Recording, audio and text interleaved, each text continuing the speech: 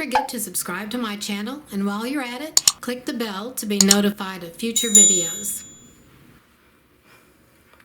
Today's block is called Garden Path, and it finishes at 12 inches. Here is the diagram. We have lots of half square triangles and some flying geese and a quarter square triangle in the center. Here is what it looks like block to block.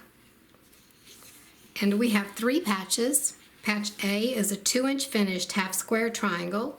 We cut 2 7/8 inch squares and cut them in half once on the diagonal for 2 patches. We'll need 16 patches of the background, 16 patches of the dark, and 8 patches of the medium. Here are the AccuQuilt dies that will cut these shapes. Now I've got a note here below, and we'll talk about that, of some alternative ways to cut and piece these half square triangles, since we have so many of them. You might want to choose that method. Patch B is a 2-inch by 4-inch finished rectangle. We cut 4.5 inches by 2.5 inch rectangles. We need 2 patches each of the blue and the gold color. Here are the AccuQuilt dies that will cut this shape. And patch C is a 4-inch finished quarter square triangle. We cut 5 1/4 inch squares, cut them in half twice on the diagonal to get 4 patches. We'll need 2 patches of the dark fabric and 6 patches of the background fabric. Here are the AccuQuilt dies that will cut this.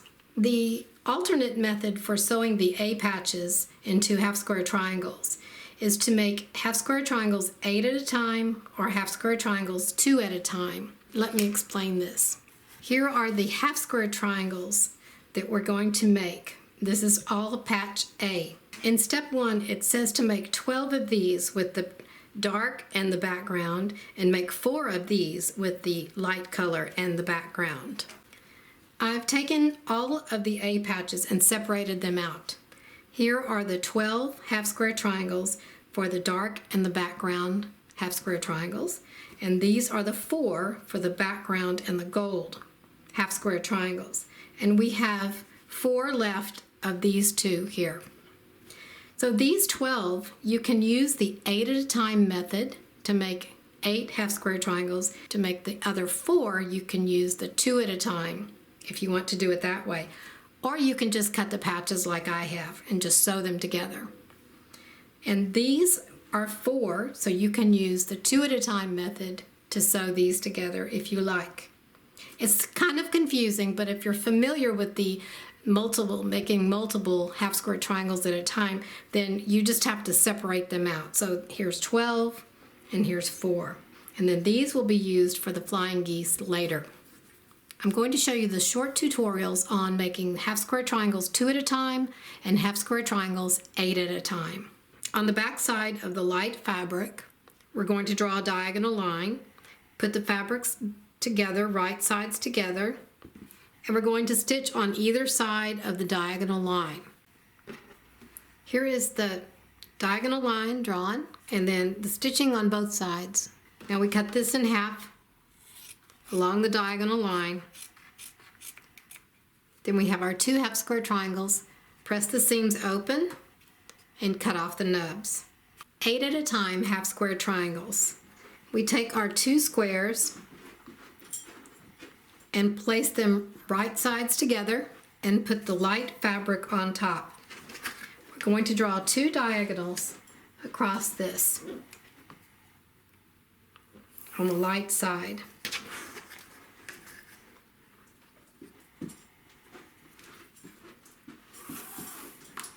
Next, I'll go to the sewing machine, and on either side of this drawn line, I'm going to stitch 1/4 inch. So 1/4 inch on this side, 1/4 inch on this side. Turn it around and do the same thing over here. 1/4 inch, 1/4 inch. I have stitched on either side of the drawn line, and you can't really see on either one of these. So there are 2 lines of stitching going this way and going this way. And the drawn line is right in the middle of them. Let's turn it over. What we're going to do next is cut it in half horizontally and vertically first. Then we're going to cut along both of the drawn lines. That will get us our 8 half square triangles. So we're going to take right down the middle, half. I line up one of the lines down here on the side, and then I'm matching it right here at the intersection and cut.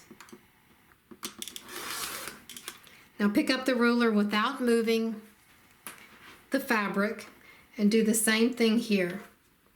Find a line on one of the edges to line up your fabric, and then put the edge right at the center and cut.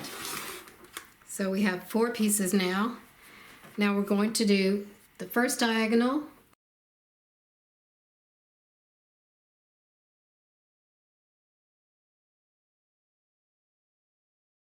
cut on this strong line as well. Now we pull these apart and we have our 8 half square triangles. And then we'll just press these open and we'll have nubs to cut off on each corner. All the half square triangles are pressed. Then I just take my rotary cutter and trim off these nubs. They're on either side of the diagonal. Now some people prefer to cut their squares bigger than is needed so they can trim down the half square triangle later. I prefer to cut it the right size and just sew the scant 1/4 inch. So if it is a little bit bigger, then you can always trim off if you need to. So that's the half square triangles 8 at a time. For step 2, we're going to take the half square triangles that we just made and make 4 of these corner units. So just look at the diagram and lay out the units just like the diagram. So take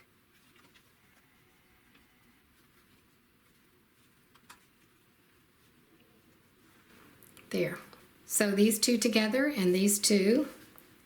Press the seams open, then sew the 2 rows together and make 4 of these. For step 3, we're going to make the center unit, which is a 1/4 square triangle. And we take patch C to do that.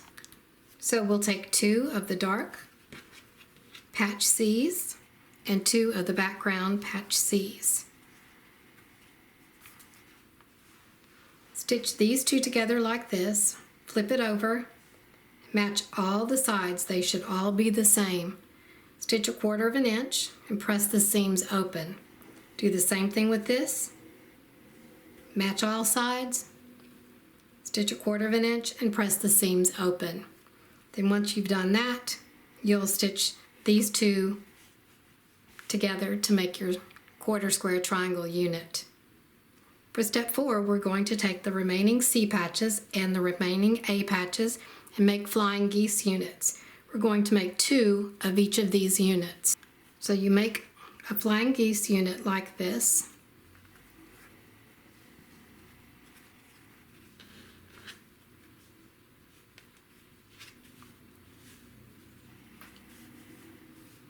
You flip this over, match this bottom part and the side, stitch a 1/4 inch, and then press your seams open.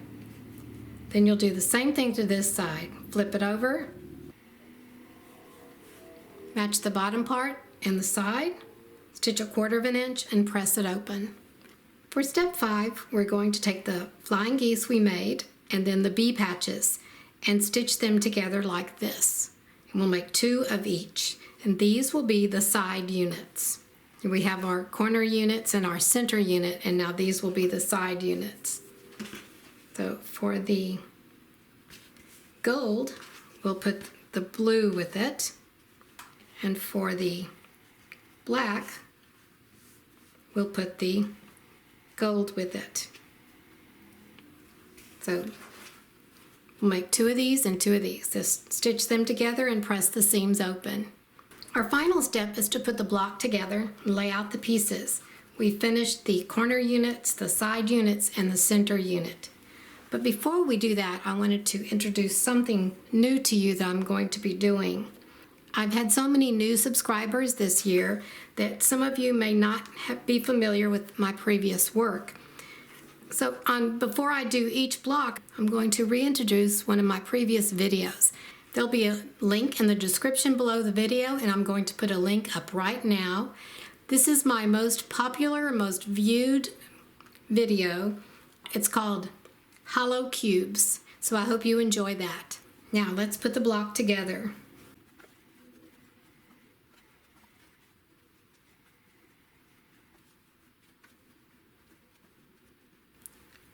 We'll stitch the top 3 units into a row, the middle and the bottom. Press your seams, then stitch the rows together.